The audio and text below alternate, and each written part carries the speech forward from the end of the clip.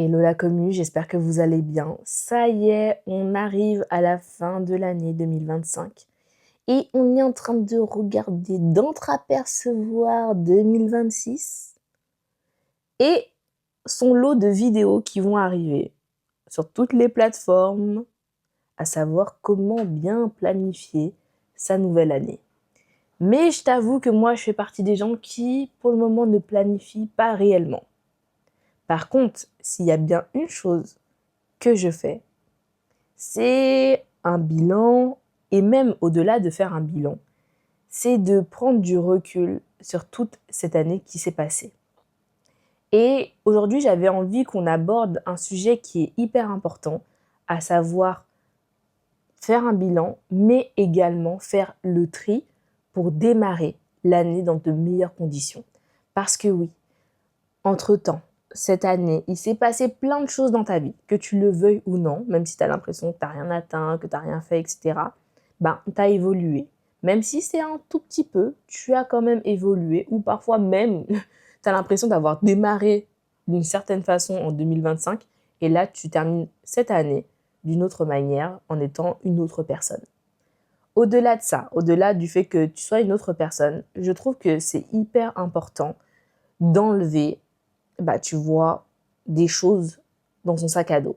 Et je m'explique de pourquoi je parle de la théorie du sac à dos. Je pense que ça va être une image qui est assez précise. Tu te rappelles que lorsqu'on allait à l'école et qu'on avait ce sac à dos mais tellement lourd, tu sais, de tous les livres et manuels scolaires qu'on avait, et tu te rappelles à quel point c'était lourd sur notre dos.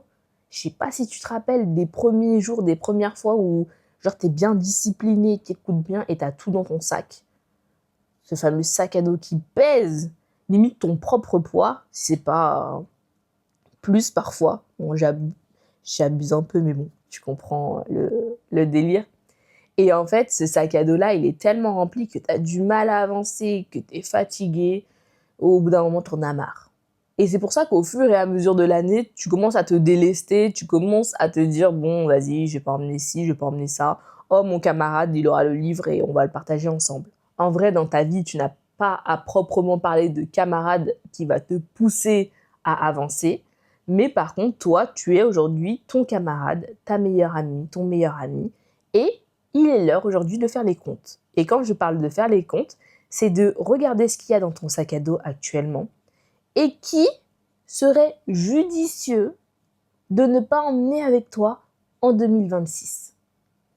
Et là, les questions que tu peux te poser, c'est prendre un instant, prendre du recul et regarder ta vie comme si dirais c'était une série Netflix.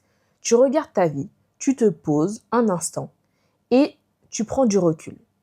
En prenant du recul, tu vas pas commencer à mentaliser les choses, tu vas être très factuel.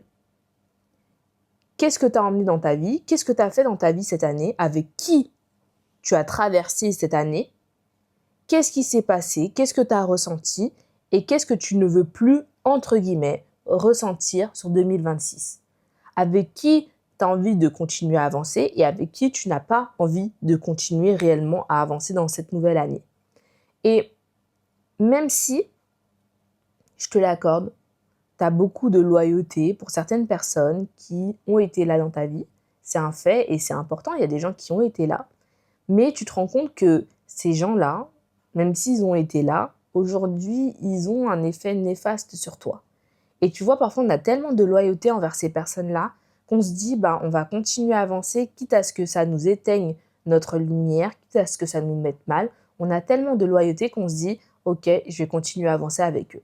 Mais tu sais que la vie, c'est pas ça. La vie, elle est faite pour avancer de manière simple, de manière bienveillante, de manière positive, dans la joie.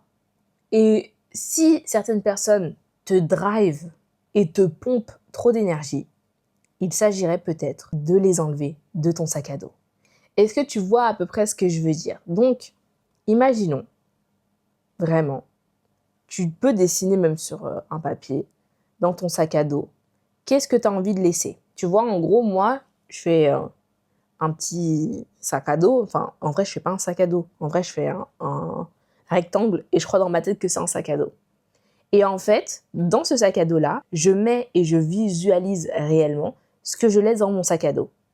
Et à l'extérieur de ce rectangle, je mets plein de choses, justement, que je lâche. Moi, c'est vrai que cette année, je t'avoue que tout ce qui s'est passé était génial. Et quand je parle de tout ce qui s'est passé était génial, alors pas au niveau de ma santé, ça c'est sûr, mais ce qui était génial, c'est que au niveau de mes amis, c'était parfait. Au niveau de ma famille, c'était parfait. Au niveau des expériences de vie que j'ai vécues, ça m'a tellement appris que tout ça, je l'ai dans mon sac à dos. Par contre, je vais laisser le fait d'avoir de la douleur en dehors de mon sac à dos, de faire style que je me sens bien alors que je me sens pas bien, tu vois, de cacher certaines choses et tout. En fait, je vais laisser ces choses-là à l'extérieur de mon sac à dos. Et je t'invite réellement à en faire de même.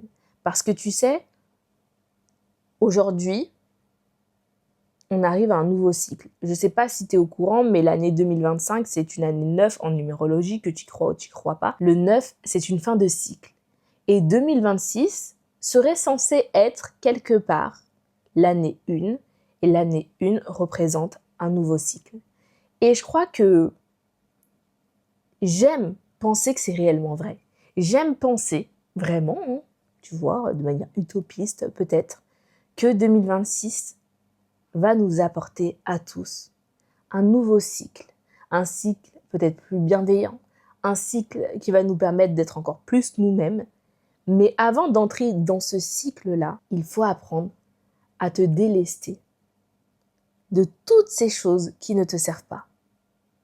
Donc vraiment, si j'ai un conseil à te donner pour cette fin d'année, c'est de te poser, de regarder ce qu'il y avait dans ton sac à dos, avec quoi tu as démarré l'année, avec quoi tu as traversé l'année et avec quoi tu ne veux pas rentrer pour cette nouvelle année 2026. D'ailleurs, n'hésite pas à me dire en commentaire, tu vas lâcher quoi avant de rentrer dans ce nouveau cycle.